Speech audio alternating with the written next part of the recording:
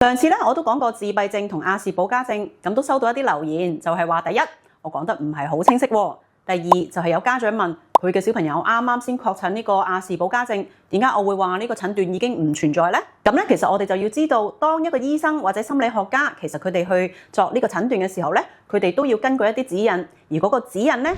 一般常用嘅咧就係我哋嘅 DSM-5 啦。喺2013年咧，當 DSM-5 未修正，即係喺第4冊嘅時候咧，自閉症同埋亞氏保加症咧，其實佢哋係分開兩個唔同嘅診斷嚟嘅喎。但係當時咧，其實都已經有好多爭議啦。就係究竟其實佢兩個係咪真係一個唔同嘅診斷嚟嘅咧？因為其實佢哋核心嘅問題都係社交同埋行為問題，只不過亞氏保加症可能喺言語嗰個delay啦，或者係喺嗰個智力上面咧，就好似唔係好見到有影響。咁不過咧，